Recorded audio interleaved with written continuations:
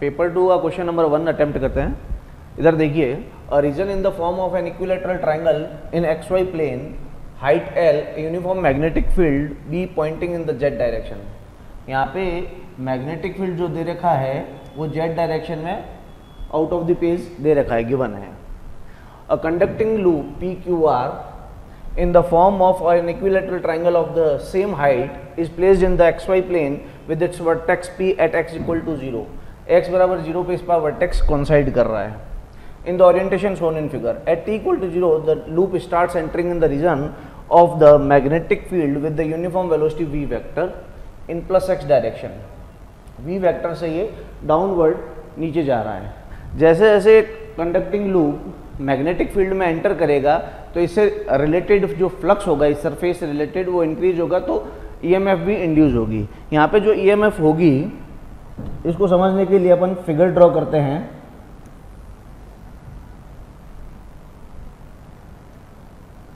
अपन ये देखते हैं कि ये मैग्नेटिक फील्ड है जो आउटवर्ड है और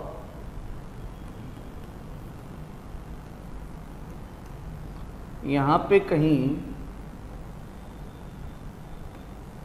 इस कंडीशन में कंडक्टिंग लूप आ जाता है।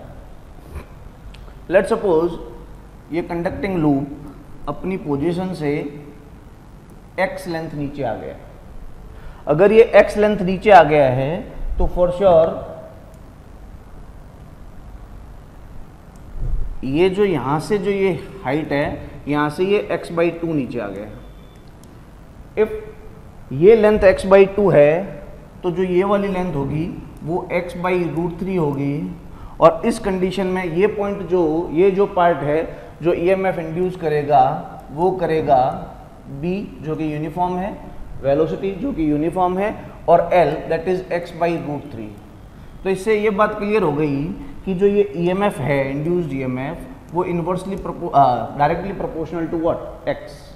इसका मतलब जैसे जैसे x बढ़ेगा वैसे वैसे e की वैल्यू बढ़ेगी, और अगर ये बढ़ेगी तो ग्राफ लीनियर अपने को ऑब्टेन होगा, और यह ग्राफ तब तक रहेगा जब तक वर्टेक्स यहाँ तक पहुँच जाए। दैट मीन्स 0 से लेके l डिस्टेंस तक ये ग्राफ क्या करेगा, लीनियरली चेंज करेगा। अपने पास चारों ऑप्शंस में ये ग्राफ x से l तक 0 से l तक लीनियरली चेंज हो रहा है। अब अपन एक कंडीशन लेते हैं कि जिसमें मैग्नेटिक फील्ड से ये ग्राफ बाहर निकले। जब भी ये बाहर निकलेगा तो इस पॉइंट से इसकी जो ये डिस्टेंस होगी वो अपन अगर x लेते हैं तो अगेन ये डिस्टेंस x/√3 होगी जो कि इसके अंदर ईएमएफ इंड्यूस करेगा, और ये वाली लेंथ ये हाइट l है,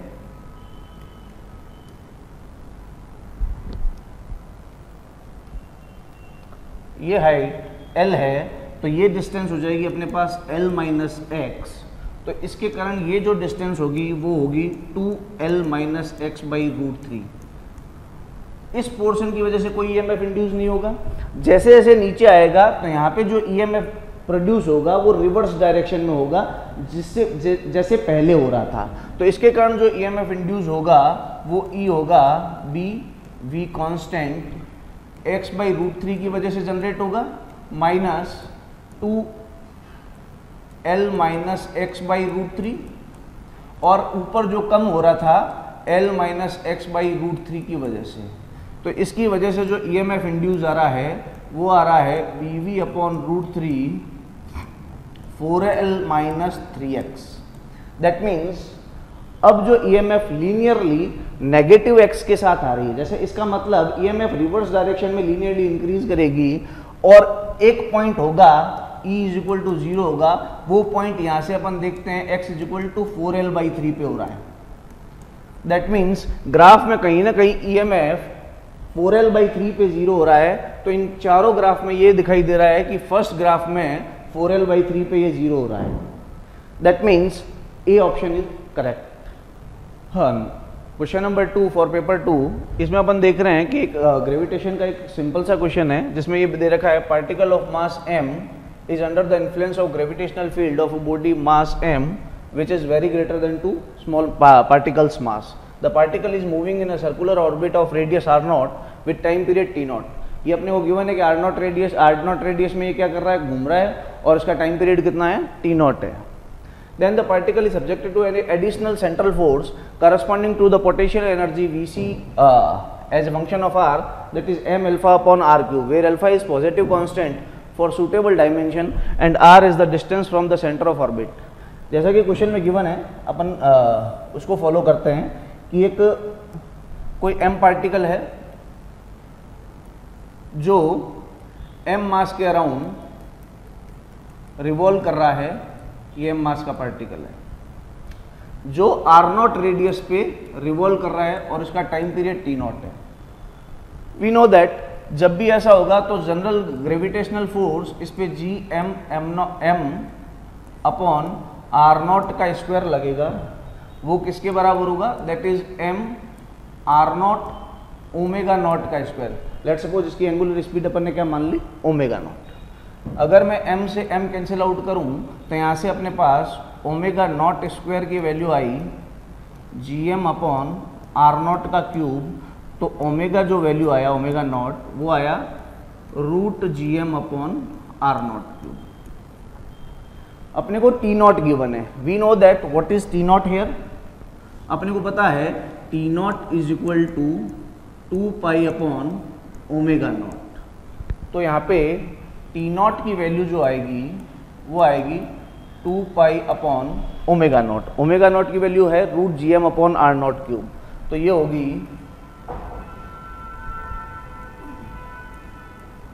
r not cube upon gm. तो यहाँ से t नॉट स्क्वायर जो आ रहा है, स्क्वायर इसलिए कर रहे हैं क्योंकि क्वेश्चन में इसी बात पे क्वेश्चन बना है, that is 4 pi square r not cube upon gm. अब ये क्वेश्चन में सेकंड पार्ट इस क्वेश्चन में कह रहा है ये कि अपने को एक एडिशनल फोर्स दे रखा है, सेंट्रल फोर्स, जो कि ग्रेविटेशनल पोटेंशियल एनर्जी की फॉर्म में डिफाइन है as a function of r, that is m alpha upon r cube. तो वी नो दैट कि जब भी अपने को potential energy as a function of r given होती है तो अपन उसका फोर्स फाइंड आउट करते हैं, that is additional force. That additional force is d by D R, that is negative of V R. अपने पास ये पता है तो f एडिशनल की जो वैल्यू आएगी d by D are negative of m alpha upon r cube. तो यहाँ से जो f एडिशनल आ रहा है वो आ रहा है 3m अल्फा अपॉन r की पावर 4.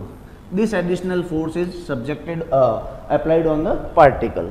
इसका मतलब अगर मैं बात करूं इसके फिगर पे तो यहाँ पे जो फोर्स लगेगा, एक तो Fg तो लगेगा ही लगेगा ग्रेविटेशनल फोर्स, और एक एडिशनल फोर्स लग रहा है. दैट मीन्स अब इस पे जो नेट फोर्स हो गया वो हो गया G capital M small m upon r not square plus इसकी जो वैल्यू आ रही है, अगर इसको नेगेटिव लेना चाहें एज पर रिलेशन तो अपन वो भी ले सकते हैं. वो आएगा 3m alpha upon r not की पावर 4. r नॉट की पावर 4 क्यों? क्योंकि इसने रेडियस को सेम ही रखा है कि जो r वेरी कर रहा है वो इसी रेडियस r नॉट पे क्या कर रहा है, वैलिड रहेगा. तो मैंने इसमें ये करें तो ये किसके बराबर होता है बेटा, m r not omega 1 square, जो कि नया एंगुलर फ्रीक्वेंसी आ गई इसकी, या एंगुलर वेलोसिटी आ गई इसकी. अगर अपन इसको क्या करें और आगे सॉल्व करें तो आपके पास m से m कैंसिल आउट हो रहा है. यहाँ से ओमेगा 1 की जो वैल्यू आ रही है वो आ रही है gm upon r not cube minus 3 alpha upon r not की पावर 4 का रूट. तो यहाँ से अपने पास T1 जो आएगा वो आएगा 2 pi upon omega 1, 2 pi upon omega 1 की वैल्यू अपने पास आएगी R naught cube upon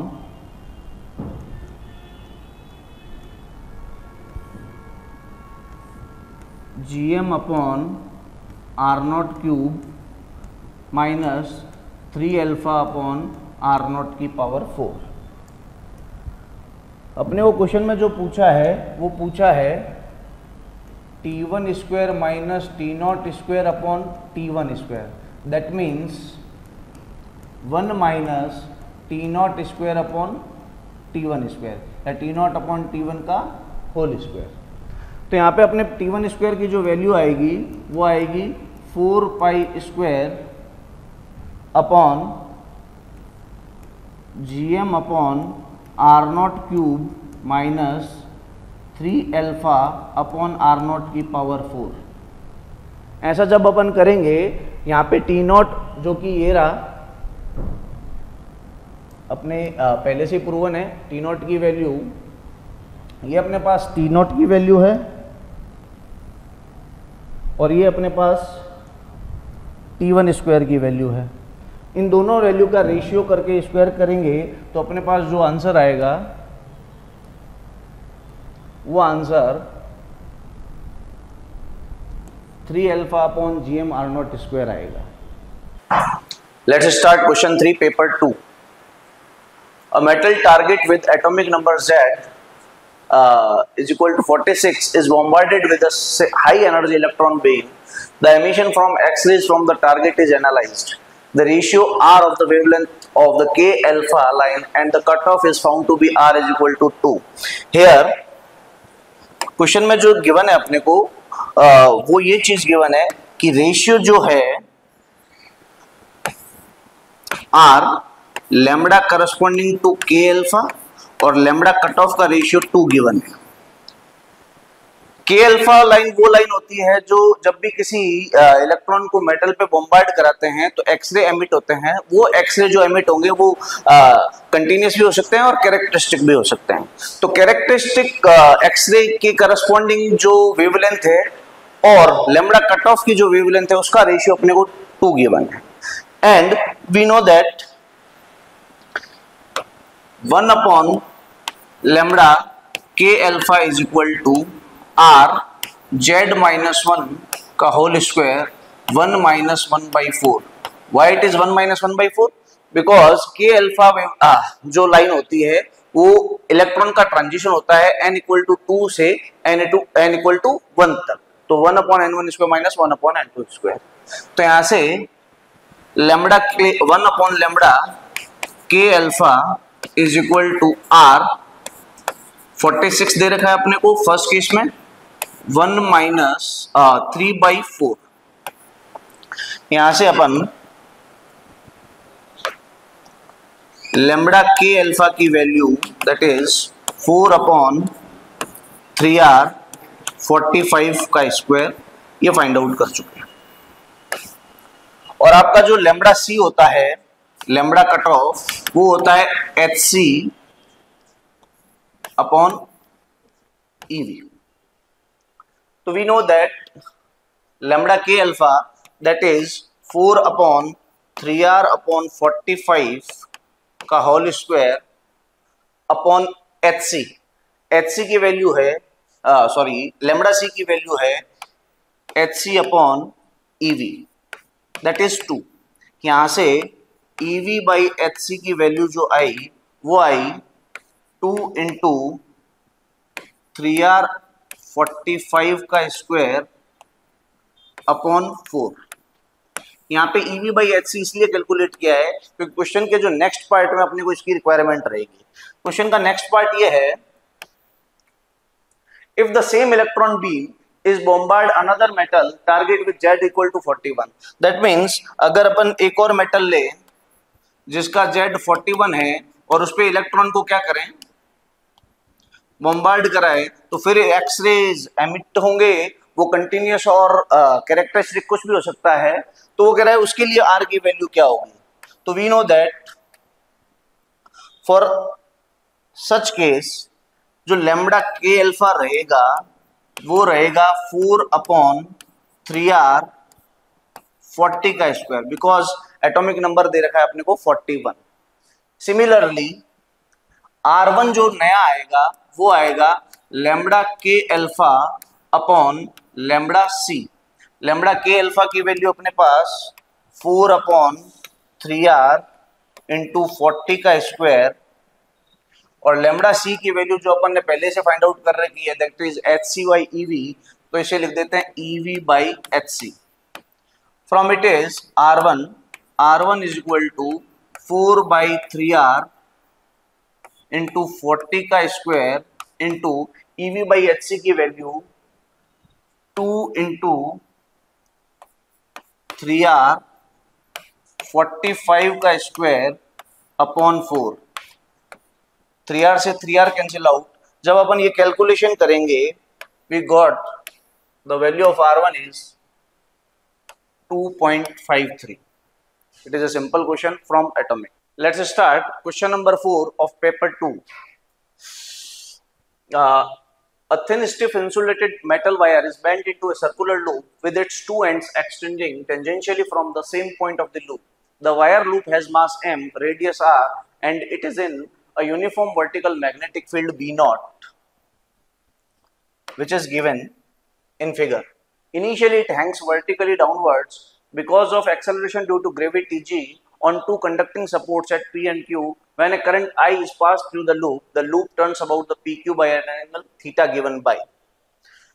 question में फ्रंट व्यू गिवन है, अपन इसका एक और व्यू बनाते हैं जिसमें कंडक्टिंग लूप ऐसा है और इसमें जो mg लगेगा डाउनवर्ड लगेगा और इसकी रेडियस अपने को r गिवन है।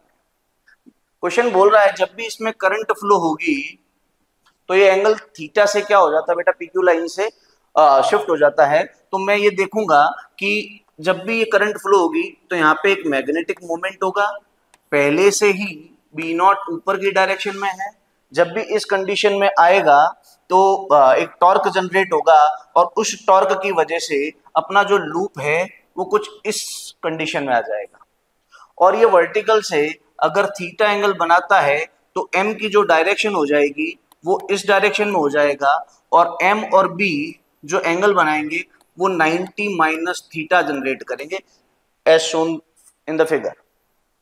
तो इस हिसाब से जो टॉर्क जनरेट होगा वो टॉर्क वो होता है M vector cross B vector.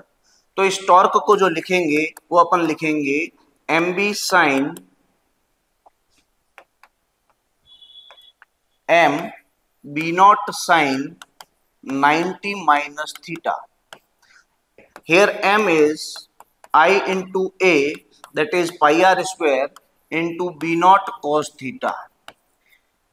इस टॉर्क को जो मैग्नेटिक मोमेंट और मैग्नेटिक फील्ड की वजह से जनरेट हुआ है उस टॉर्क को जो बैलेंस करेगा वो mg का टॉर्क करेगा और उस mg का टॉर्क जो होगा वो होगा mgr sin theta. mgr sin theta. जब ये दोनों कंडीशंस आपस में इक्वल होंगी तो इस r से इस r को कैंसिल आउट करेंगे तो tan थीटा की जो वैल्यू आएगी वो tan थीटा की वैल्यू आएगी pi i r B naught upon mg. It is the correct answer for the given question and it is given by option A, pi I r b naught upon mg. Option A is the correct answer for the following question. Let's see question number 5 now. It is based on oscillation of a dipole in electric field. We are supposed to find whether the dipole will oscillate or not and angular frequency of the oscillations of the dipole. So let's see the solution, how to solve it.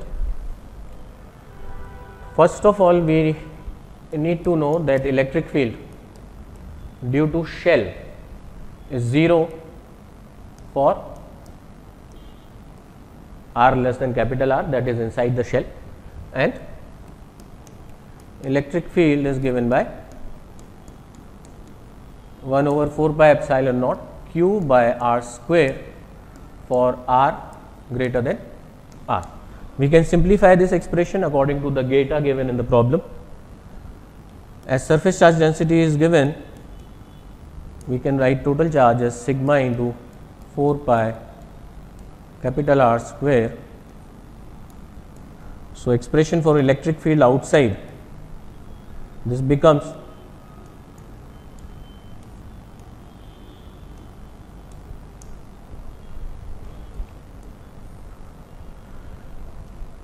now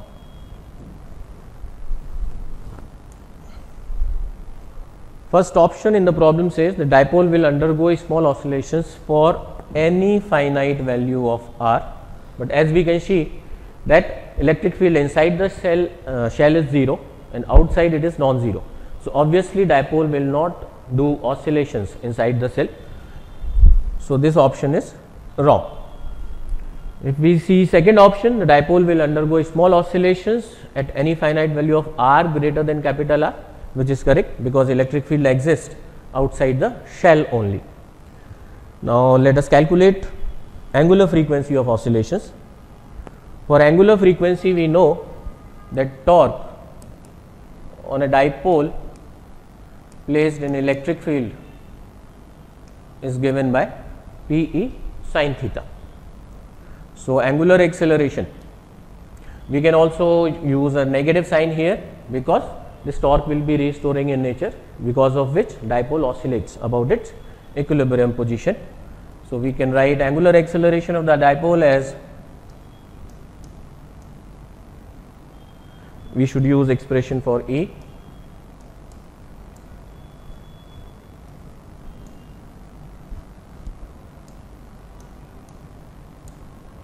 and instead of sin theta I am writing theta for small values of theta. So this is a standard form which tells us the dipole will execute simple harmonic motion of angular frequency given by this coefficient. So we can write angular frequency of oscillation as square root of P naught sigma R square by I epsilon naught small r square. In option C and D, value of small r is given. We are supposed to calculate angular frequency for small r equal to 2r or for small r equal to 10r. So on substituting the values, we can verify which of them is correct. So if I substitute r equal to 2r, I will get P naught sigma 4I epsilon naught. However, in the option it is 2 sigma P naught upon epsilon naught I. So C is wrong. And when I substitute r equal to 10r, I will get 100 in denominator. That matches with the option D. So for this question, option B and D are correct. Let's see question number 6. It says that a table tennis ball has radius 3 by 2 centimeter and mass 22 by 7 into 10 raised to the power minus 3 kg. It is slowly pushed down into a swimming pool to a depth 0.7 meter below the water surface and then released. It emerges from the water surface with a speed v without getting wet, rises up to a height h. Without getting wet means we are now supposed to neglect surface tension. We are supposed to find which of the given options are correct. So let's solve this one. We know that when a body is immersed in a liquid, then two forces act on it, thrust force and weight. In this case, net force on the body will be thrust minus mg, because thrust force will be greater in this case, which can be written as mg density of liquid upon density of body. This will be the net force on the body which is inside the liquid.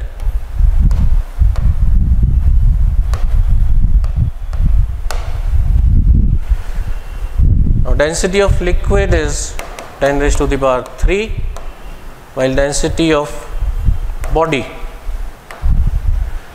mass and radius are known to us. Mass is pi pi into 10 raised to the power minus 3 and radius pi.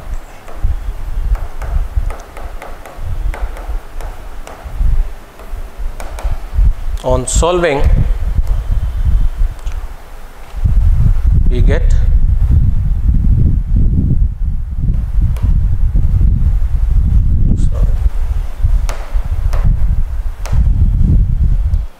2 by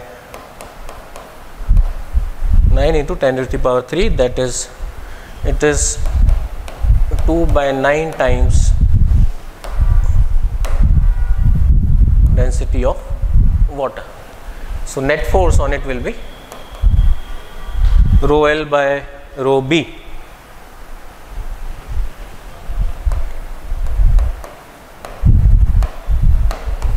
So this much net force will be acting on the body when it is inside the water in upward direction. So if we want to bring it down, we have to apply external force downward. That should be equal to 7 by 2 mg. So in first option it is asked to find work done by the pushing force in bringing it to a depth d. Let us calculate that. W will be F external into d. F external is 7 by 2 mg into distance. On substituting the values, we will get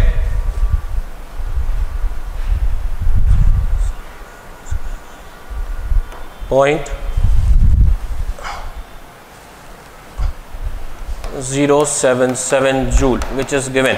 So first option is correct. In second option, we are supposed to calculate the speed v when it is coming out from the surface. So to calculate v,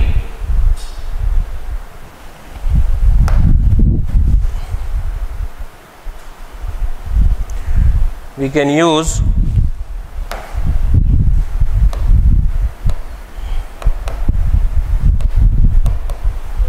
third equation of kinematics.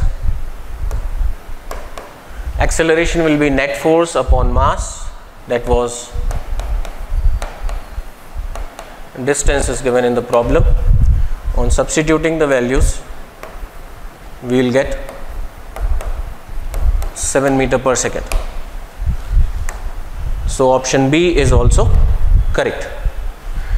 In case of option C, we are supposed to find height up to which it will rise after emerging out of the surface. For calculating height, we can use v square by 2g, because after coming out of the surface it will be moving under the effect of gravity only. So again, using third equation, we can write maximum height attained by the ball will be v square by 2g. V we have already calculated. So this is 49 by 20, it is 2.45 meter per second. But height given is 1.4, so option C is incorrect. And then fourth option is the ratio of magnitude of net force excluding the viscous force to the maximum viscous force. Net force we have already calculated. Net force is 7 by 2 mg, and maximum viscous force will be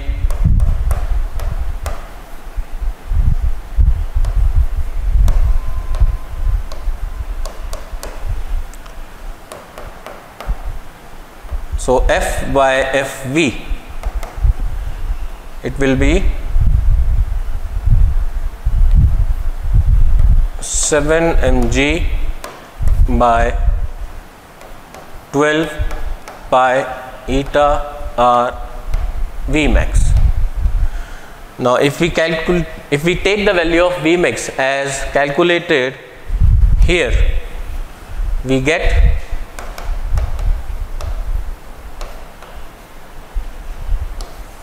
this value. This particular value is given in option D. So we can say this is correct. However, as when it will be moving upwards, there will be a viscous force acting on the ball also.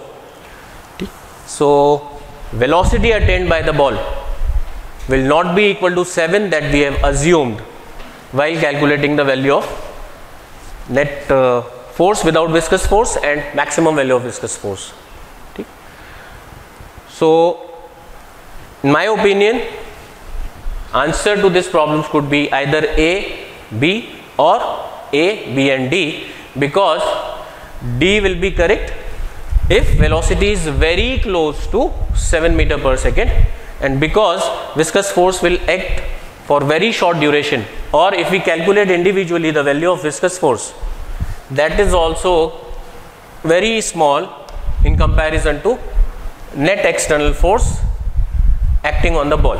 That is why we can say that ratio of net external force without the viscous force and maximum viscous force will be very close to 500/9. So in my opinion, answer to this problem would be either AB or A, B and D. It says a positive singly ionized atom of mass number Am is accelerated from rest by a voltage 192 volts. Thereafter it enters a rectangular region of its W with magnetic field 0.1 k cap Tesla. The ion finally hits a detector at a distance x below its starting trajectory. Mass of neutron proton is given, charge on electron is given, and we are supposed to find which option is correct out of the given 4. So we know that when charged particle enters a magnetic field and if its velocity is perpendicular to magnetic field, it follows a circular path. So motion of the particle would be somewhat like this, and it will come out of the region of magnetic field like this and strike the detector as shown. From this diagram we can see that x will be equal to 2r, and this kind of motion is possible only when width of the region in which magnetic field exists is greater than r. Now let us try to calculate radius of followed by H plus ion. We know that radius of circular path followed by charged particle in magnetic field is given by mv by qb, but here velocity of the particle is not given. It is given that it is accelerated through a certain potential difference. So to calculate momentum we can use under root of twice m k, where k is kinetic energy, that will be equal to product of charge and potential difference through which particle is accelerated, divided by qb, which can be rewritten as twice m v by q b square. When we substitute values of different variables,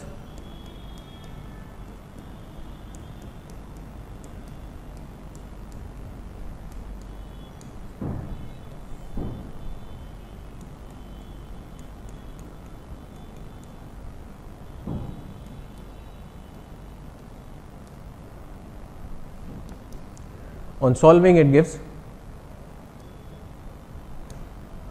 2 centimeter.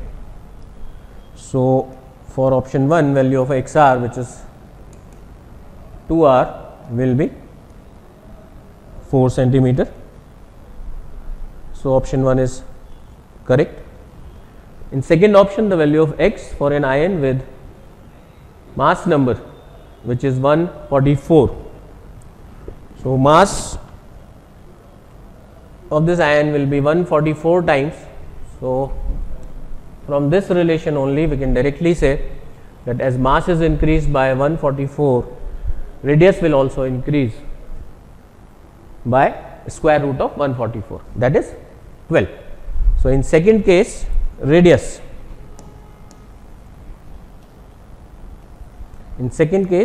will be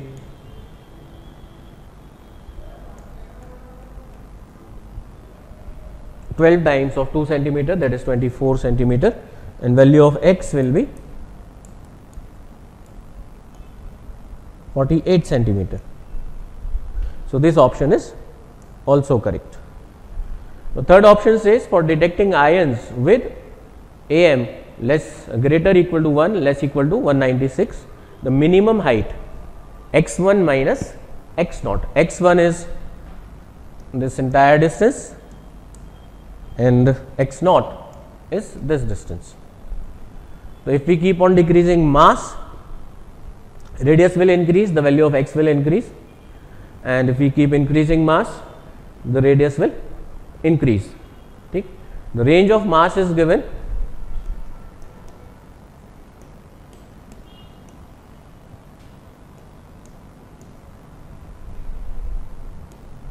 from 1 to 196.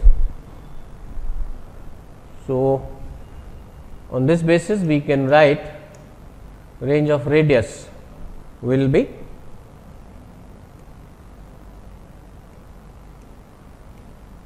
here mass number is 196, so radius will be 14 times of it, that is, so radius will be in this range. So x will be in the range of 4 and 56.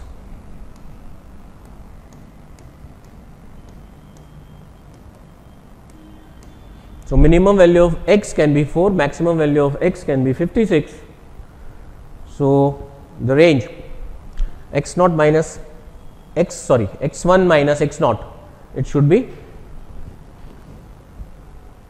52, but in the option it is given 55. So this option is wrong. And the minimum width in fourth option, the minimum width W of the region of the magnetic field for detecting ions with AM 196. So radius in that case was 28. So width should be greater than 28. It is given 56. So this is also wrong. So options A and B are correct for this question. Let's see question number 8. It is based on errors. It says the dimensions of a cone are measured using a scale with the least count of 2 millimeter. Diameter of the base is given and height of the cone is given. We are supposed to calculate maximum percentage error in the volume. We know that formula for volume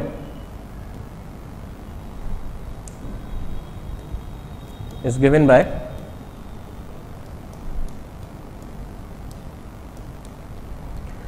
in terms of diameter, we can write it as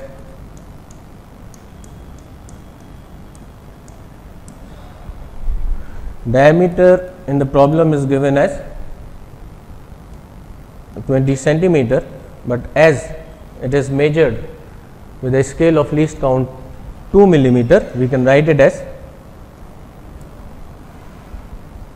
Similarly, height of the cone is also. To calculate error, we can take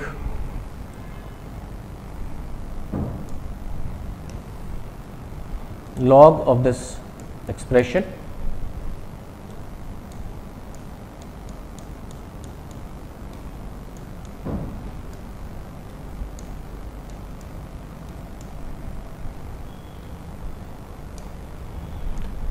and then when we differentiate it, we get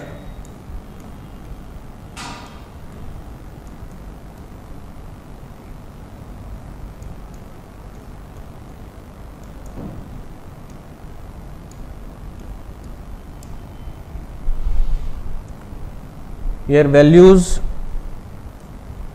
of error in diameter and height are known to us, and values of diameter and height are known to us. On substituting the values, we get fractional error as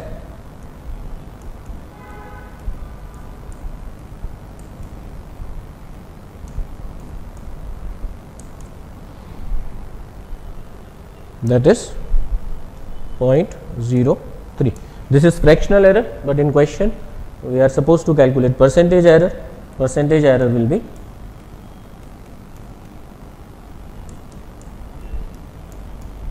so answer to the question is 3. चलिए दोस्तों देखते हैं paper 2 का question number 9. सबसे पहले read करते हैं. A ball is thrown from the location x0 y0 equals to 0,0 of a horizontal playground with an initial speed v0 at angle θ0 from the positive x direction. Origin से हमने क्या किया है, एक पार्टिकल को horizontal plane में throw किया है. The ball is to be hit by a stone which is thrown at the same time from the location x1, y1 given l, 0. So क्या हुआ है कि उसी इंस्टेंट पर एक दूसरी बॉल और थ्रो की गई है और वो थ्रो कहाँ से की गई है, l, 0 से. The stone is thrown at angle 180 minus θ1 from the x direction with a suitable initial speed for a fixed v0 when θ0 θ1 equals to 45 degree and 45 degree. The stone hits the ball after time t1 and when θ0 θ1 that means कि जब θ0 का value 45 था और θ1 का value भी 45 था, उस situation में जो बॉल्स की हिटिंग होती है वो t1 टाइम पर होती है. और जब θ0 का वैल्यू 60 डिग्री है और θ1 का वैल्यू 30 डिग्री है, उस सिचुएशन में जो हिटिंग होती है वो t2 टाइम के बाद होती है. और हमसे पूछा गया है कि t1 बाई t2 स्क्वायर का वैल्यू कितना होगा. चलिए इसको सॉल्व करते हैं. पहले इसके कॉन्सेप्ट के बारे में बात कर लेते हैं कि किस तरीके से इस क्वेश्चन को सॉल्व किया जाएगा. लेट्स से ये हमारे पास y एक्सिस है और ये क्या है, इस जगह पर हमारे पास x एक्सिस. तो जो पहला पार्टिकल थ्रो किया गया है v0 वेलोसिटी से, वो θ0 एंगल पर हमने थ्रो किया है.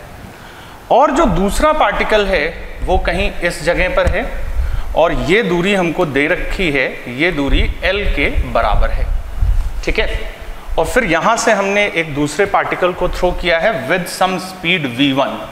तो इसको v1 ले लेते हैं और ये जो एंगल है, this angle is 180 minus θ1, that is this angle comes out to be θ1. अब ये कहा गया है कि v1 की वैल्यू प्रॉपरली चूज की गई है कि ये दोनों आपस में हिट करते हैं. ठीक है. तो हिट करते हैं तो हिटिंग पॉइंट कहाँ आएगा, हम अगर इसको ऐसे स्ट्रेट लेकर के जाएं और इस तरीके से यहाँ पर अगर हम इसको थोड़ा एक्सटेंड करें तो ये पॉइंट P होगा जहां पर कि इसको क्या करना है, हिट करना है. अगर इन बॉल्स की हिटिंग होगी तो वो पॉइंट P पर ही होने वाली है. लेट्स सपोज ये लेंथ L1 है और ये लेंथ क्या है हमारे पास, L2. लेट्स सपोज L1 है और क्या है, L2. अब हमसे बोला गया है कि V0 का वैल्यू जो है वो क्या है, कांस्टेंट. तो जो हिटिंग टाइम होगा वो कितना होगा, आप देख सकते हैं कि जो पार्टिकल है, जो फर्स्ट पार्टिकल है, उसको हिट करने के लिए चलना कितना है, उसको हिट करने के लिए L1 लेंथ चलनी है. तो जो उसको टाइम लगेगा हिट करने में वो कितना लगेगा, L1 अपॉन V0. ठीक है. That is the first thing. अब हमें क्या करना है, अब हमें वेरियस वैल्यूज दे रखी हैं. अगर हम यहाँ पर देखें तो शुरुआत में हमें दे रखा है कि θ0 भी 45 डिग्री है और θ1 भी 45 डिग्री है. तो चलिए पहले इसके लिए हम इसको सॉल्व करते हैं. अगर हम बिल्कुल ऐसा ही एक डायग्राम यहाँ पर बनाते हैं, ये हमारे पास x एक्सिस हो गई, ये हमारे पास यहाँ पर y एक्सिस हो गई और ये इस तरीके से v0 वेलोसिटी 45 डिग्री के एंगल पर है. और जो दूसरा पार्टिकल है उसको हमने यहाँ से थ्रो किया है v1 से और ये एंगल भी हमारे पास क्या है, 45 डिग्री. तो अगर ये एंगल भी 45 डिग्री है तो this is the point P और ये एंगल क्या होगा, 90 डिग्री. एक आपको राइट एंगल ट्राइंगल दिख रहा होगा. ये दूरी जो है दिस इज L, ये आपका ओरिजिन है और इसको मैंने क्या नाम दिया है, L1. तो दोस्तों इस सिचुएशन में जो L1 होगा वो किसके बराबर होगा, L1 होगा L cos 45 के और ये हमारे पास आ जाएगा L बाई √2. और जैसे ही हमारे पास L बाई √2 आया तो जो हिट करने के लिए टाइम आ जाएगा वो आ जाएगा L1 अपॉन V0 और ये आ जाएगा हमारे पास L अपॉन √2 V0. ठीक है. तो ये तो हमने क्या किया, यहाँ से T1 निकाल लिया। अब दूसरी सिचुएशन में आते हैं।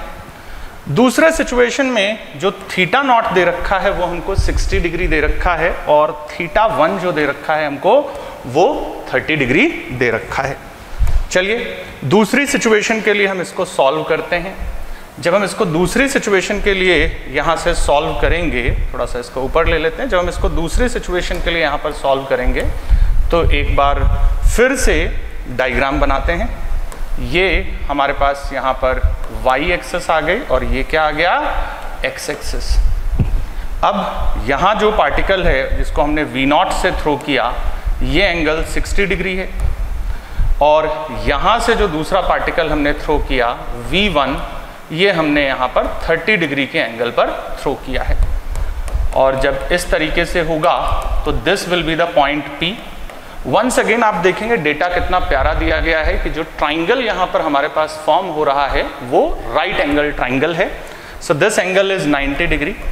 Once again if this angle is 90 degree, ये साइड L है और ये क्या है हमारे पास L1, तो इस जगह से L1 को हम कितना लिख सकते हैं, L1 को लिखा जा सकता है L cos 60, और ये आ जाएगा दोस्तों यहाँ पर हमारे पास L/2।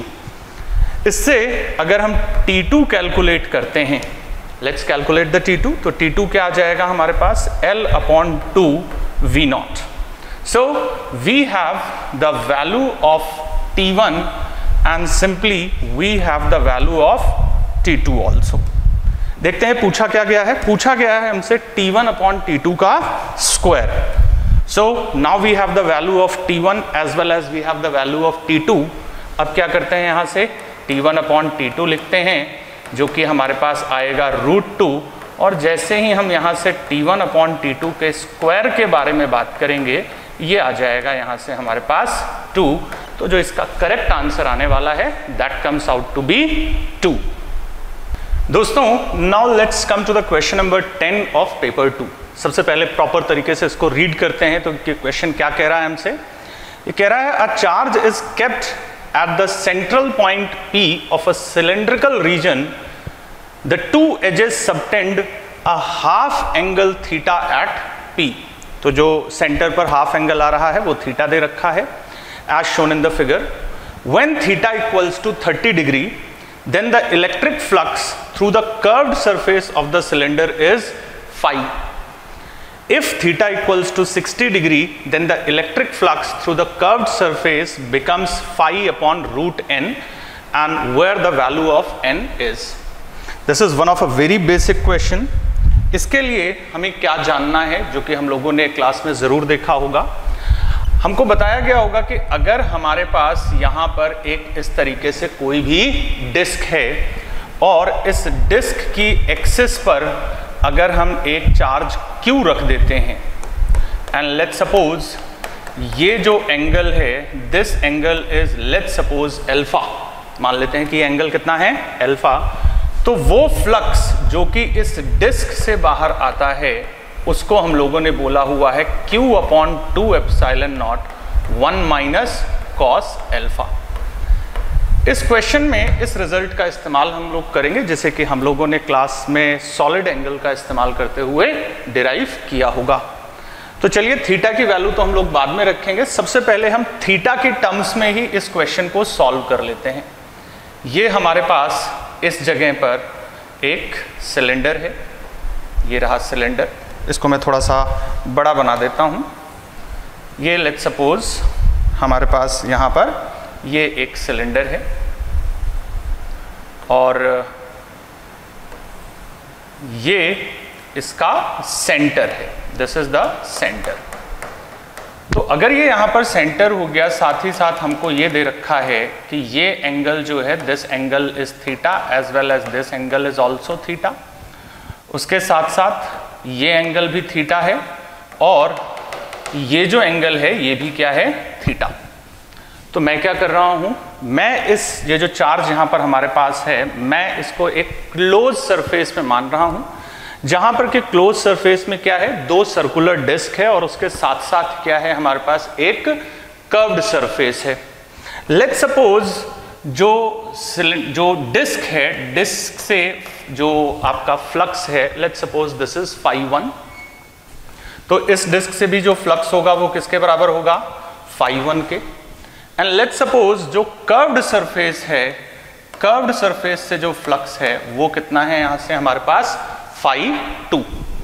तो एक बात बताइए, जो टोटल फ्लक्स हो गया फाई टोटल, वो तो Q अपॉन एप्सिलॉन नॉट के बराबर होगा, और वो φ2 प्लस 2φ1 के बराबर होगा। φ1 की वैल्यू लिखने के लिए मैं इस रिजल्ट का यूज करने वाला हूं, तो इस जगह पर ये आ जाएगा हमारे पास φ2 plus twice Q upon 2 epsilon naught 1 minus cos theta. ये हमने यहां से निकाल लिया। तो इस जगह से जब हम सॉल्व करते हैं φ2 की वैल्यू, तो वो आ जाती है Q upon epsilon naught minus Q upon epsilon naught 1 minus cos theta. And finally what do we get, जो यहां से हमारे पास φ2 का वैल्यू आता है, that comes out to be Q upon epsilon naught cos theta. तो ये हमने क्या किया, ये हमने यहां पर इसको प्रॉपर्ली सिंबल्स में निकाल लिया। चलिए अब बात करते हैं, हमें क्या करना है, थीटा का वैल्यू एक बार 30 डिग्री लेना है और थीटा का वैल्यू एक बार 60 डिग्री लेना है। तो जब हम थीटा का वैल्यू 30 डिग्री लेते हैं, तो जो फाई आता है हमारे पास वो कितना आता है, Q अपॉन एप्सिलॉन नॉट, और यहां आ जाएगा cos 30 that comes out to be √3/2। So this comes out to be √3Q upon 2 epsilon naught. ठीक है दोस्तों। अच्छा, ये तो बात हो गई जब हमने थीटा का वैल्यू क्या लिया, 30 डिग्री। अगर हम क्वेश्चन देखें तो क्वेश्चन में फिर हमें थीटा का वैल्यू क्या लेना है, 60 डिग्री। चलिए अब थीटा का वैल्यू 60 डिग्री लेते हैं। जब थीटा का वैल्यू हम 60 डिग्री लेंगे, तो ये जो फाई डैश आ जाएगा, यहां पर हम थीटा का वैल्यू 60 डिग्री रखेंगे, ये आ जाएगा Q अपॉन एप्सिलॉन नॉट, और इस जगह पर आ जाएगा हमारे पास 1/2। And ultimately what we can write this as, हम इसको लिख सकते हैं फाई अपॉन √3। अच्छा, इसे ये हमें किस फॉर्म में लिखने को कहा गया है, हमें कहा गया है कि हम इसे लिखें फाई अपॉन √n की फॉर्मेट में। तो जब हम इसको फाई अपॉन √n की फॉर्मेट में लिखेंगे, तो दोस्तों जो n का वैल्यू है वो आ जाएगा हमारे पास यहाँ 3। Therefore the correct option, the correct answer of this question that comes out to be 3। चलिए दोस्तों, आते हैं पेपर 2 के क्वेश्चन नंबर 11 पर। बहुत ही ध्यान से पढ़ते हैं, और I am telling you that the whole solution lies in the language itself. तो क्या कह रहा है ये, 2 equilateral triangular prism P1 and P2 are kept with their sides parallel to each other. दिखा रखा है हमको यहाँ पर in vacuum as shown in the figure.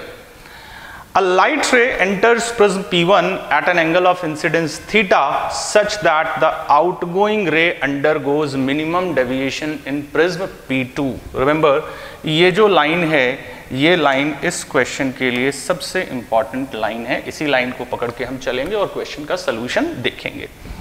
If the respective refractive indices of P1 and P2 are √3/2 and √3, then the value of theta is given by this, where the value of beta is। So हमें क्या करना है, basically हमें theta का value इस format में लिखना है। चलिए इस क्वेश्चन को सॉल्व करते हैं। सबसे पहले इसके लिए डायग्राम बनाते हैं, रे डायग्राम बनाने का प्रयास करते हैं। ये हो गया हमारे पास prism P1, and as far as P1 is concerned, the refractive index is √3/2, and then the another prism, this is the another prism, and this prism is P2, और इसका जो रिफ्रैक्टिव इंडेक्स हमको दे रखा है वो हमको दे रखा है μ2, and that is given to us √3। ये इक्विलेटरल प्रिज्म है, this angle is 60 degree, this is also 60 degree, and that is also 60 degree। In the same manner 60 degree, and that is also 60 degree। चलिए रे diagram बनाने का प्रयास करते हैं। यहाँ से लाइट इंसिडेंट हुई, लेट्स से थीटा एंगल पर, यहाँ से रिफ्रैक्ट हुई, let's say this angle is R1। अच्छा, जैसे ही एंगल R1 आया, हम जानते हैं कि ये एंगल जो होता है ये कितना होता है, A माइनस R1। तो ये जो एंगल है that angle comes out to be 60 degree minus R1। और उसके बाद लेट्स से ये यहाँ से E एंगल से निकल गया। इसको थोड़ा सा और अच्छा बनाते हैं। लेट्स से कि इस जगह पर ये E एंगल फॉर्म कर रहा है। उसके बाद क्या हो रहा है, उसके बाद इस जगह पर मिनिमम डेविएशन की कंडीशन फॉलो हो रही है। अच्छा, अगर ये एंगल E होगा, ये दोनों सरफेसेस एक दूसरे के क्या हैं, पैरेलल। इसका मतलब ये एंगल भी किसके बराबर होगा, E के बराबर होगा। और चूंकि यहाँ पर मिनिमम डेविएशन हो रहा है, therefore this angle will be 30 degree. In the same manner this angle will also be 30 degree, और ये इस जगह से निकल जाएगा at an angle E। So I hope the ray diagram is very much clear to everyone. अब जैसे ही हमने रे डायग्राम बनाया, अब हमें सिर्फ क्या करना है, स्नेल्स लॉ का यूज करना है। चलिए स्नेल्स लॉ का यूज करते हैं। सबसे पहले इस जगह पर स्नेल्स लॉ का इस्तेमाल कर देते हैं P2 के लिए। चलिए कुछ नाम भी दे देते हैं। इस जगह को नाम दे देते हैं A, इसको नाम दे देते हैं B, इसको नाम दे देते हैं कुछ C। तो जब हम एट C स्नेल्स लॉ लगाएंगे, हम क्या लिखेंगे, हम लिखेंगे साइन E इक्वल्स टू √3, और यहाँ क्या आ जाएगा, साइन 30, और ये आ जाएगा √3/2 के बराबर। और जैसे ही ये √3/2 के बराबर आ गया, we got one thing that this E has to be 60 degree. तो ये एंगल हमारे पास आ चुका है 60 degree. I hope it is clear to everyone कि दोस्तों ये एंगल हमने यहाँ से क्या निकाल लिया, 60 डिग्री। इसको मैं R2 नाम दे रहा हूँ। I am giving this name as R2। अब स्नेल्स लॉ हम लगाने जा रहे हैं एट B। जब हम B पर स्नेल्स लॉ लगाएंगे तो हम क्या लिखेंगे, हम लिखेंगे √3/2, और फिर हम यहाँ लिखेंगे sine R2 equals to sine E। ठीक है, यहाँ पे क्या लिखा जाएगा, √3/2, जो भी μ1 sine R2 equals to sine E। क्योंकि यहाँ तो वैक्यूम है, तो इस जगह पर तो जो रिफ्रैक्टिव इंडेक्स है दैट इज 1। E का वैल्यू रखते हैं साइन 60 डिग्री, और साइन 60 डिग्री रखते ही ये हमारे पास आ जाता है √3/2। √3 से √3 को कैंसिल कर देते हैं। साइन R2 का जो वैल्यू आ गया हमारे पास, वो आ गया 1/√2, और जैसे ही ये आया, we got the value of R2 as 45 degree. तो यहाँ पर जो R2 है वो कितना हो गया, 45 डिग्री। अब जैसे ही R2 45 डिग्री हो गया, हमें पता है कि जो R1 होना है वो क्या होना है, 60 डिग्री माइनस R2। तो R1 किसके बराबर आ जाएगा, 15 degree. But you must see कि जो हमें आंसर देना है वो पाई की टर्म्स में देना है। तो क्यों ना हम यहाँ पर एंगल को पाई की फॉर्म में लिख दें। हमें पता है कि जो 15 डिग्री है दैट इज रिटन एज π/12। अब एक काम करते हैं, A पर स्नेल्स लॉ लगा देते हैं, और जैसे ही हम A पर स्नेल्स लॉ लगाएंगे हमारा आंसर आ जाएगा। तो A पर स्नेल्स लॉ लगाते हैं।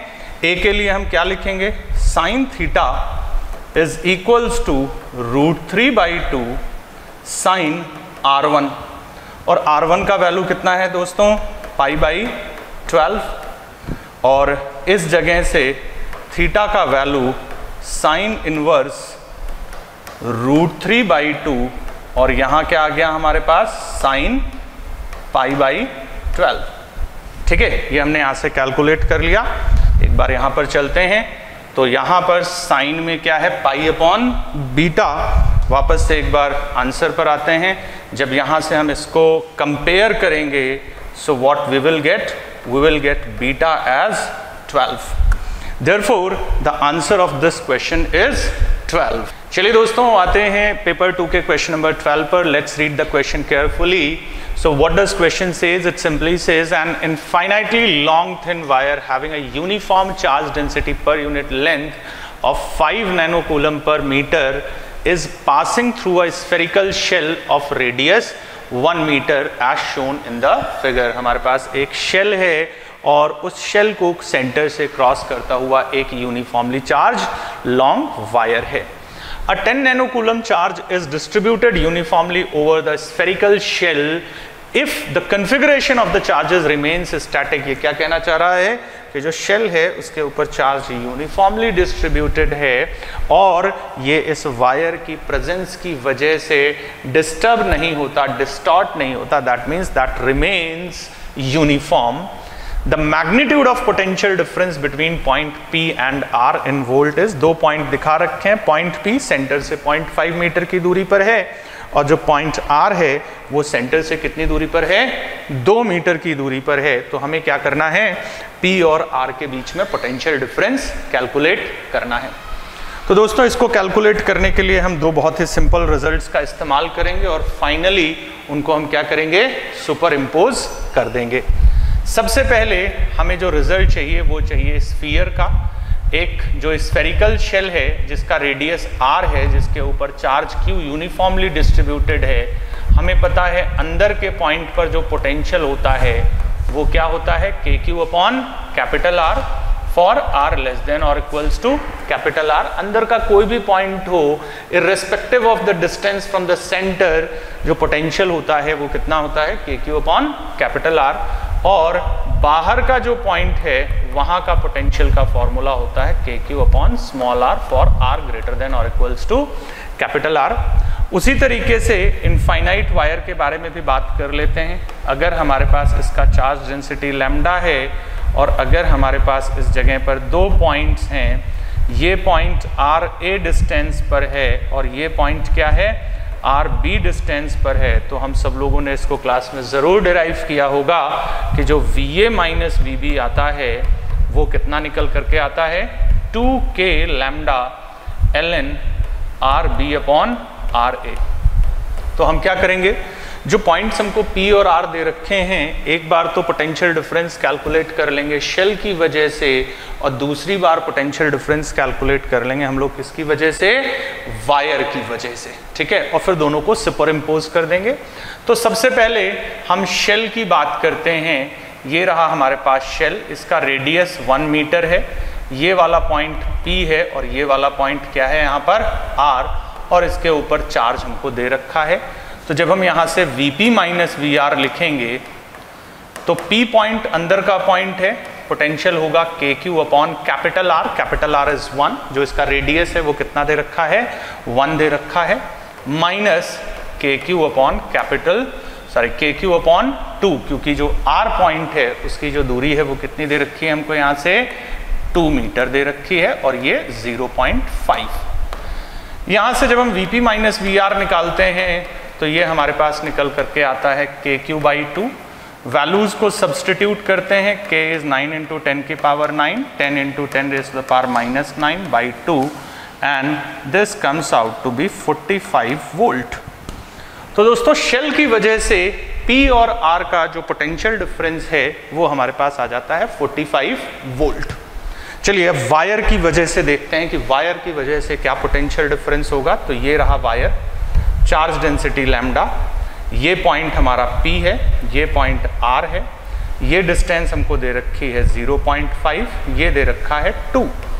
तो जब हम यहाँ से Vp माइनस Vr कैलकुलेट करेंगे तो ये हमारे पास आएगा 2k लैम्डा ln 2 अपॉन 0.5, ये आ जाएगा 2k लैम्डा ln 4, और ln 4 को और सिंप्लीफाई करते हैं तो ये हो जाएगा 4k लैम्डा ln 2। चलिए वैल्यूज रखते हैं, 4k हो गया 9 into 10 raise to the power 9, lambda हो गया 5 into 10 raise to the power, मैं उम्मीद करता हूँ कि लैम्डा कितना दे रखा है हमको, 5 नैनो कूलम दे रखा है, 5 नैनो कूलम, तो 10 रेज़ टू पावर माइनस 9 और ln 2 का वैल्यू है 0.7। जब हम इसको सॉल्व करते हैं we get this to be 126 volt. तो ये पोटेंशियल डिफरेंस है वो जो वायर है उसकी वजह से, and this is the potential difference because of the shell. अब अगर हमको टोटल पोटेंशियल डिफरेंस निकालना होगा, Vp माइनस Vr टोटल की बात हो रही है, ये किसकी वजह से था, ये था सिर्फ और सिर्फ शेल की वजह से, और ये किसकी वजह से था? ये था सिर्फ और सिर्फ वायर की वजह से। जब हमें टोटल पोटेंशियल डिफरेंस निकालना होगा तो हमें इन दोनों का स्केलर एडिशन कर देना है प्रिंसिपल ऑफ सुपरपोजिशन से, and that comes out to be 126 plus 45 volt, and finally it comes out to be 171 volt. Therefore, my dear friends, the answer of this question is 171. Okay, so let's see this question. A spherical soap bubble is inside an air chamber at a pressure P naught, which is 10 power 5 pascals. It has a certain radius such that the excess pressure inside is delta P. Okay, right. Now the chamber pressure is reduced to 8 P naught by 27 such that the bubble radius and its excess pressure change. In this process, all the temperatures remain unchanged. So this means it is an isothermal process. Okay, and we will assume the air to be an ideal gas, and the excess pressure delta P in both the cases is much smaller than the chamber pressure. Okay. So the new excess pressure delta P in pascals is, that is the question. Okay, so let's see. सबसे पहले पहला case हम लोग बना लेते हैं. Okay, so there is a bubble.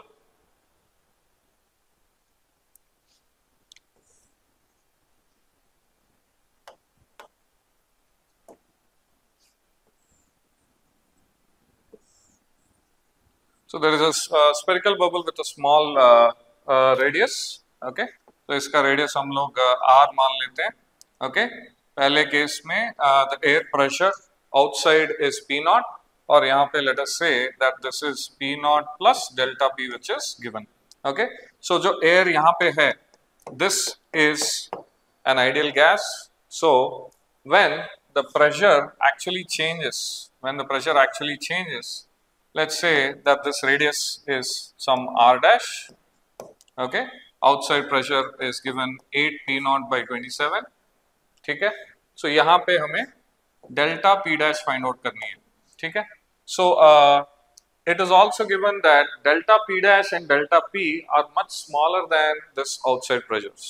Okay, so let us use P1 V1 equal to P2 V2 for the gas which is trapped inside. Okay, right. So inside pressure is basically is 8 P naught.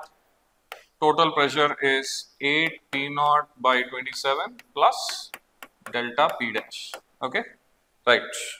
All right. So let's use P1 V1 equal to P2 V2 because it is because the temperature remains a constant, right? Temperatures remain unchanged.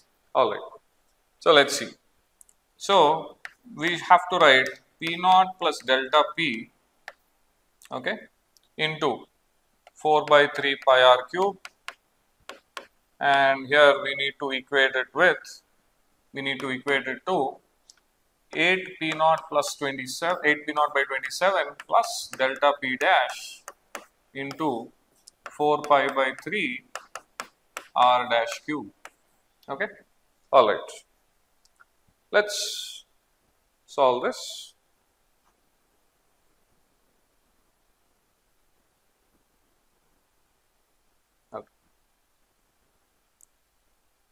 Okay, let's solve this. It is given that this pressure is delta P and this delta P dash, they can be neglected. So I'll just write P naught, and this 4 pi by 3 gets cancels off. This 4 pi by 3 gets cancelled.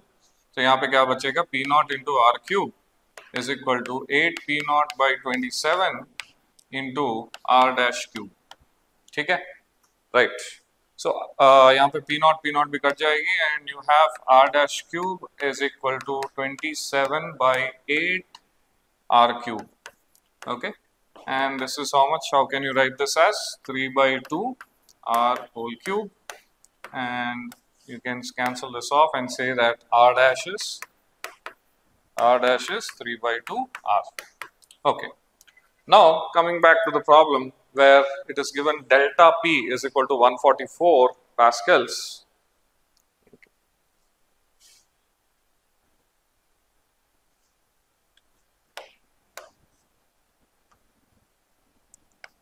Delta P, which was initially 4T by R. right? So it's a bubble, right? So if it is a bubble, it is 4T by R, which is given to be 144 pascals, okay? And delta P dash, I think we need to find delta P dash, which is nothing but 4T by R dash, okay? So let's just substitute what is the R dash we found here, 3 by 2 R, so 4T by 3R by 2. We know this value 4T by R, so I'll just write 2 by 3 into 4T by R, which is 144. We can write it like this, and we can simplify. Okay, so this is going 4 times and 8, so this is 96 pascals. So P dash is 96 pascals. Okay, so I think we can say that the answer is going to be 96 pascals. So let's see this next question. In a Young's double slit experiment, each of the 2 slits A and B, okay, A and B are as shown in the figure. These are oscillating above their fixed center with a mean separation of 0.8 mm. The distance between the slits at any time t is given by this. Okay, let me just for clarity's sake, we will write it as x. Okay, x is equal to 0.8 plus 0.04 sin omega t mm. Okay, omega value is given. That's fine. Distance of the screen from the slits is 1 meter, and the wavelength of the light used is 6000 angstrom. Right.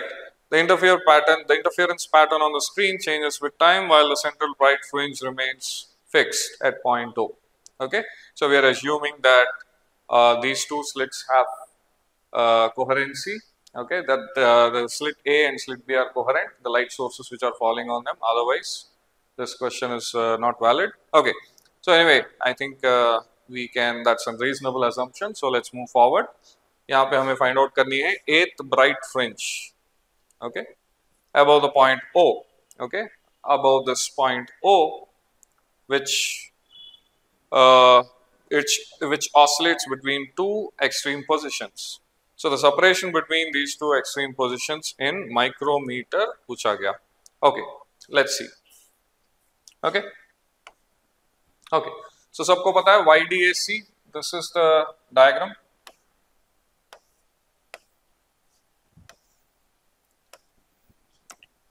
So this is the position of central bright fringe, and यहीं पे, okay, there is, let's say this distance y is equal to 8 beta. Okay, you will get your 8th maxima, right? So beta is the fringe width. So we have to calculate 8 beta. So let's do this approximation, and then we'll calculate the exact value later on. Okay, but let's just get it out. Let's see. Let's say that this is y. This is y. Y is equal to 8 beta, right? Okay. So y is equal to, if we write 8 beta, which is nothing but if I write lambda capital D by, I'll write x. I took this as x, in the question it is given as small d because I want to use differential. I do not want to use the same term. Anyway, so this is y. Okay. So the approximate way is you can write this as dy is equal to minus 8 lambda by d x square dx. Okay. So what was x? Let's see what was this x value. X value is 0.8 plus 0.04 sin omega t. Okay. X value is 0.8 plus 0.04 sin omega t mm. Okay, let's keep that in mind, mm. Okay. Now all we need to do is substitute this value. Okay. So let's substitute these values. I think lambda was given to be 6000 angstroms. Okay.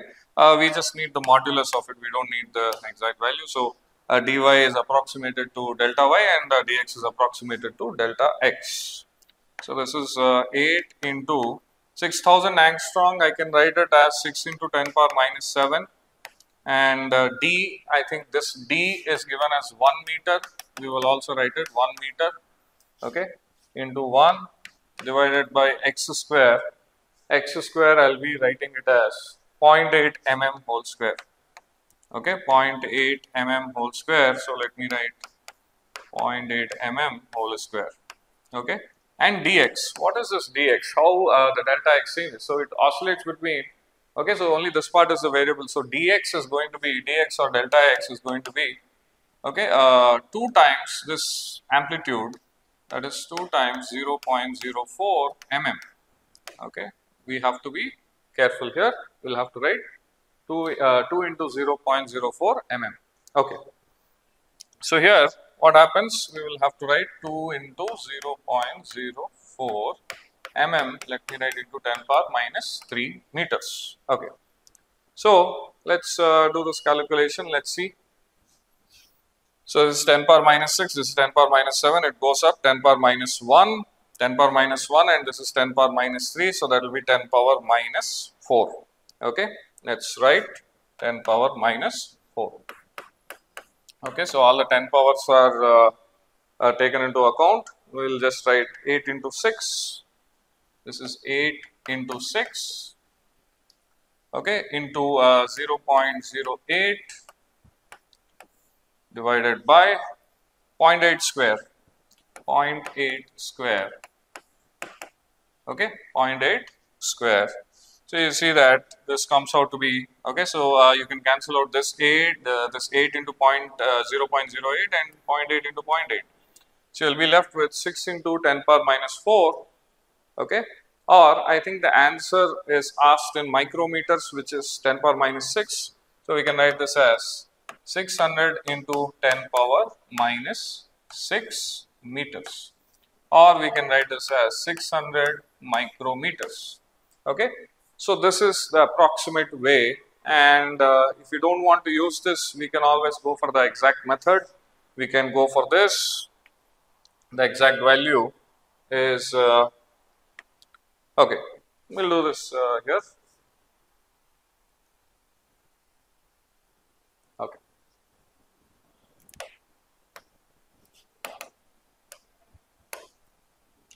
So we will calculate, this is the exact solution.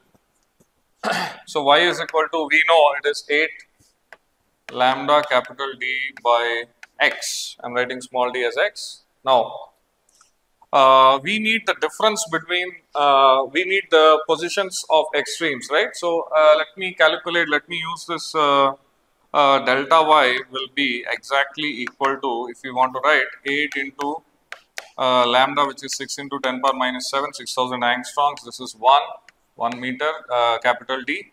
1 by x will be, okay, x minima will be, okay, if you see x minima will be 0.8 plus 0.04 sin omega t. When you put sin omega t as minus 1, you will get x is 0.76.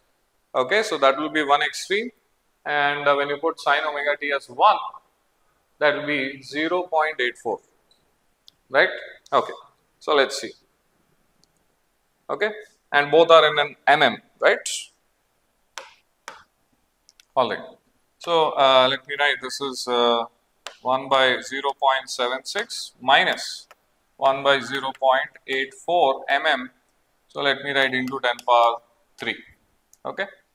So when you substitute this, you will get, this is 48, this is 10 power minus 7, so you'll write 10 power minus 4, okay, 10 power minus 7 into 10 power 3, that is 10 power minus 4, so 0.84 minus 0.76, this is going to be 0.08 divided by 0.76 into 0.84, okay, so this value you can calculate. I think you can do a simple calculation here. So this comes out to be, I think, 6.01503. Okay, but I think we need up to this point into 10 power minus 4, and the answer is in micrometers. So let me write it in 10 power 6. So 6.0150 into 10 power minus 6 meters. Okay, so this is going to be 601.50 micrometers up to 2 decimal points. So this is your exact solution. Okay, all right. Next, Okay. So the second part of this passage is asking what is the maximum speed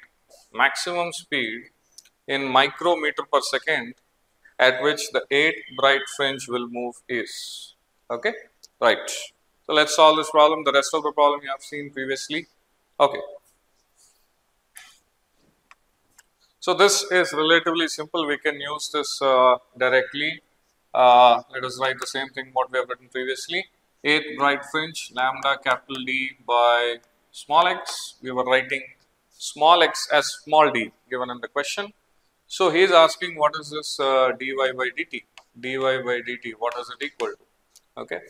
So, so those of you who haven't seen the last question, I'll just draw this. So this is the central bright fringe O, and you have 8th maxima here, which is 8 beta, where beta is equal to lambda capital D by small d. Okay. So this is your capital D, which is equal to 1 meter, and we said that this distance between the slits is x. Okay, right. So dy by dt is going to be minus 8 lambda capital D by x square into dx by dt. Okay. So we need to calculate this. I think in the last this thing we have already calculated this value 8 lambda capital D by x square. That value we have already calculated, and maybe we didn't need to do that, but anyway, we can do it once again. X is equal to okay, this one I have written it as x equal to 0.8 plus 0.04 sin omega t. So 0.8 plus 0.04 sin omega t, and this is in mm. Okay, so dx by dt is going to be dx by dt is going to be 0.04 omega cos omega t. This is a constant 0.8, so that will not matter. Okay, so this is what we need to find. Okay, and obviously since he is asking the maximum value, this cos omega t is going to be 1. Okay, this is going to be the maximum value. Okay, so anyway, so this maximum value we are calculating, and if you see the last solution, you don't need to do this calculation again, but for the benefit of the students who did not see the last one, I am just doing it once again. So lambda is 6000 angstrom, so this is 6 into 10 power minus 7 into d, which is 1 meter, divided by x. X is 0.8 mm whole square, 0.8 mm, that is 0.8 into 10 power minus 3 whole square into 0.04 omega value. Let's check what is the omega value. Omega value is, okay, here it is given. Omega value is 0.08 radians per second. 0.08 radians per second. So this is in SI units. This mm I need to convert into 10 power minus 3. Okay. So this value we need to substitute. Okay, I think this is pretty easy calculation here. Okay, right. So let me just write this. Okay, so minus 8 into 6. Okay, minus doesn't matter because he's asking the speed.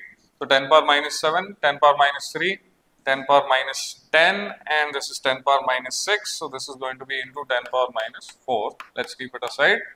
Okay, so 8 into 6 into 0.04 into 0.08 divided by 0.8 whole square. So 0.8 and write another 0.8 here. So again, this 8 and this 0.08, and I think these two are getting cancelled, right? So this is, let me put a modulus because we need the speed. So this is 6 into 0.24, 6 into 0.04, that is 0.24 into 10 power minus 4, or we can write 24 into 10 power minus 6 meter per second, or we can say 24 micrometer per second, and I think the answer is 24 micrometer per second. Yes, done? Right. Alright, let's solve this question. So this is an interesting question. Two particles 1 and 2, each of mass m, are connected by a massless spring. And these are on a horizontal frictionless plane. Horizontal frictionless plane as shown in this figure. Initially the two particles with their center of mass at x naught. Here in this diagram it is shown where is x naught. Okay. So they are oscillating with an amplitude a and angular frequency omega. So thus their positions are given by this. Okay, their positions are given by this respectively, where d is greater than 2. Okay, so this is all okay, fine. So that d is greater than 2 is so that they don't collide with each other. So the particle 3 of mass m moves towards the system with a speed of u naught, which is a omega by 2, and undergoes instantaneous elastic collision. So E is equal to 1. Okay, and you see this happens at time t equal to t naught. Finally, the particles acquire a center of mass speed Vcm and oscillate with amplitude b at the same angular frequency omega. Okay, right. So you see that the first thing to note is all three are having equal masses, and here it is elastic collision. So in an elastic collision, what happens? This 3 collides with this 2. So they exchange their momentum, or in this case they exchange their velocities. Okay. Spring force, as you know, this happens, this is given very specifically instantaneous. So the spring force doesn't come into play because it's a non-impulsive force. Okay. So that does not come into the picture. So these two, you can just say that they are colliding instantaneously and then they exchange their velocities. Okay. So that being said, let's move ahead. So if the collision occurs at time t equal to 0, the value of Vcm by a omega will be. Okay. Let's see how to solve this question. Okay. I hope you remember the values. Okay. I think I just need to remember this. Okay. Let me do this here exactly because he has given time t equal to 0. Let me just write down what is x1. x1 is equal to this. So let me write v1 equal to this is differentiate. Okay, so this is a constant, x naught is a constant, d is a constant. So I need to only differentiate this. So this is going to be a omega cos omega t. Okay, and v2 is going to be okay, x naught, d, these are both constants, so only you have to worry about this. So this is minus a omega cos omega t, right? Okay. So now here we have time t naught is substitute equal to 0. What is the velocity and what is the position as well? Okay, I think we just need the velocity, by the way, because this collision happens at t equal to 0. So t equal to 0 is substitute, t equal to 0 or t naught equal to 0 you keep. v1 is going to be a omega, that is towards the positive x, and v2 is going to be moving with minus a omega. Okay. So with this information, let's proceed. Okay. So you have these 3 balls, okay, of equal masses, and this is a spring. This is mass 1, 2, and 3, all having equal masses. Okay. So I think this was moving with a speed u naught, okay, and I think this was moving with a speed a omega. I think this was moving with a velocity minus a omega. So let me change the arrow here to negative x-axis. So this ball is moving with a omega. So at this instant, these both are having, this is having u naught, this is having a omega. So what happens after the collision? 2 is going to have u naught. Okay, this particle, this ball 2 will have a u naught velocity, and this ball 1 will have a omega velocity. Okay, all are having equal masses, right? I think let me just write these masses as well. And this is immaterial. This 3 actually goes off like this. Okay, this does not come into the picture. He is asking what is the VCM of 1 and 2. Okay, so this is an easy question now. So VCM is mu naught plus, this is m a omega, both are in the positive x-axis, so I am writing both of them plus, divided by m plus m, this is the velocity of center of mass. I think u naught is given a omega by 2. Let's just substitute here a omega by 2.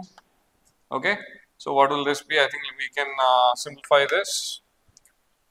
So this is going to be 3m a omega by 2 divided by 2m. So this is going to be, okay, VCM is going to be 3 by 4 a omega.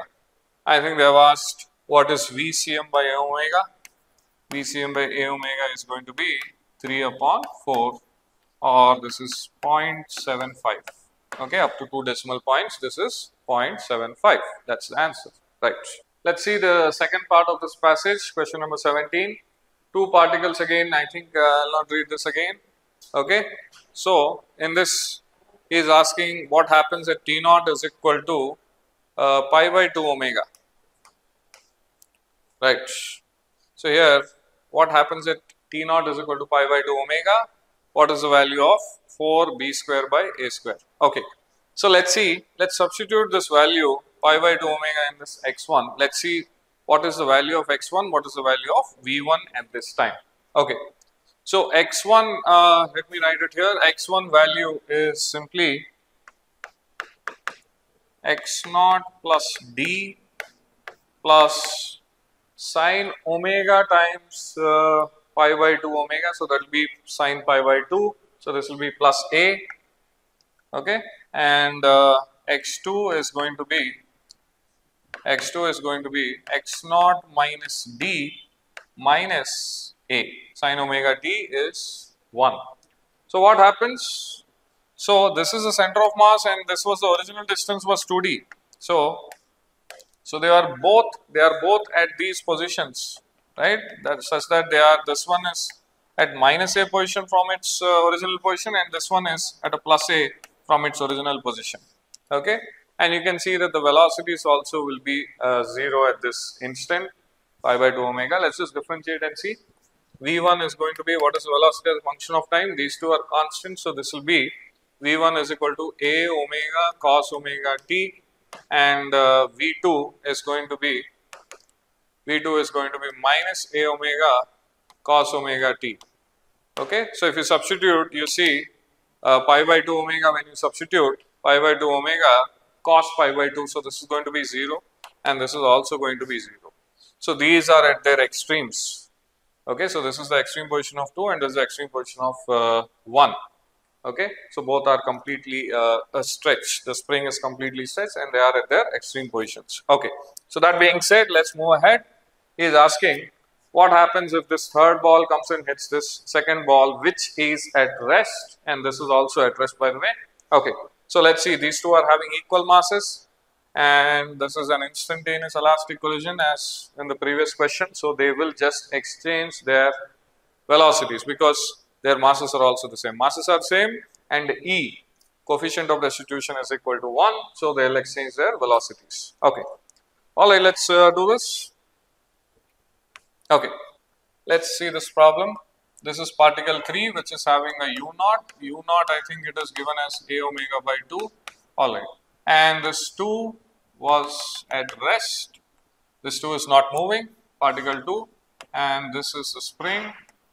Okay, and this is particle 1 and this is also at rest, and you see that these were their original positions, that means you can call their mean positions. So this is A and this is A. So the total stretch in the spring is 2A, right? Okay. So he is asking what is the stretch after this strikes this. Okay, right. So after this strikes, what happens? This 3 is at rest now because it obtains this particle 2's velocity. So the 3 ball stops and this 2 continues to move with this speed u naught, which is a omega by 2. Okay, and this is the spring. Okay, this is still at 0.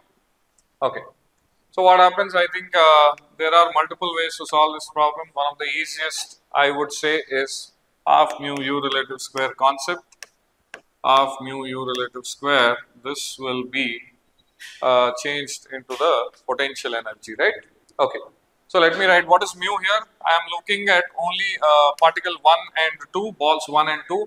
So half mu. Mu is actually reduced mass. Reduced mass is m by 2. So I'll just write half mu, that is m by 2. U relative square, this is 0, this is u naught. So this is going to be u naught square. Okay, this is equal to change in potential energy. So final potential energy, let's write it as half k. Okay, let's say both the balls were elongated by b from this position. Let's say this is elongated by b. Okay, and this is also elongated by b. Okay, so in the final position. So this is going to be like in the spring extension is going to be 2b. So k, half k into 2b square minus initial potential energy, which is both of them were extended, both of them were from their mean position, they were at a. So the spring has half k into 2a square initial potential energy. Okay, so we just need to solve this. And by the way, this k is nothing but, okay, this k is nothing but reduced mass into omega square. This is going to be m by 2 omega square, right? This is the value of k. All right, so that is okay, so this is equal to half k into m by 2 omega square into 4b square. I think this is the value we want, 4b square by a square. So let's see. Okay, so this half and m by 2 they cancel, half and m by 2 they cancel. Okay, and let's substitute u naught value, where is it? U naught a omega by 2. So a square omega square by 4, and I think here this omega square and this omega square also get cancelled. So what is left? 4b square minus 4a square is equal to a square by 4. So this is going to be, okay, I think you can just find it out. 4b square is equal to a square by 4 plus 4a square. This is 17 by 4a square. Okay, 17 by 4a square. I think you need 4b square by a square. So 4b square by a square is equal to 17 by 4, or I think this is 4.25. So this is the value. Okay, so there are multiple ways. So you have used this half mu u relative square concept. You can do this in the ground frame. You can do it in the center of mass frame as well. Let me just add this solution as well. Okay, so up to this point, I think this is fine. Okay, just remember this is fine. And now I'll just add this one more way to solve. This is also a very good this thing. Okay. Alright, so here is this 2, okay, having a velocity v, and this was already 1, okay, so this is u naught, okay, this was moving with u naught. So you can also write it like this. This was a from the natural initial position, and so the extension in the spring is 2a, okay. So let us do in this C frame. You could also write the equation in the ground frame. So let's do it in this C frame. Okay. So here this is m and this is also m. So the velocity of center of mass is going to be u naught by 2 in this direction. Both the masses are same. So this is going to be u naught by 2. So in the C frame, what are we going to do? Let's just say that in the C frame, center of mass is at rest. So let's say somewhere here, this is the center of mass and this is at rest, and you can sort of do it like this. Let's only consider this part. Okay, in the C frame, this is going to be u by 2 and this is going to be u naught by 2 in this direction. Okay, so let me just concentrate on this particle 2, which is u naught by 2, which is moving in the C frame like this. So let's say if the total spring has a spring constant k, this one would become 2k. I am drawing the center of mass. I am not drawing this part of this. It's unimportant. Okay. So in this question, what can we do? Okay, this question, it's already you can say that this 2k is already extended by a. Okay, or displaced by a. So you can write that equation where velocity is equal to omega under root a square minus x square. So this is going to be u naught by 2 is equal to omega. Okay, we have to check omega, but I think the omega will be the same, but omega under root b square minus a square. Okay, b is the new amplitude, a is the position here. Okay, right. So let's just write this is u naught. If I substitute, this is a omega by 2, so this will be a omega by 4, and this is omega under root b square minus a square. Okay, so this and this cancels out, and you have a square by 16, okay, is equal to b square minus a square, and b square is equal to 17 a square by 16, and here also you'll end up with the same thing, 4b square by a square is equal to 17 by 4, which is 4.25. You could also, this is the second method, and you could have also done this in the ground frame. I will leave that to you. Okay, so the ground frame is also an easy way, so we will leave that to you. All right, all the best.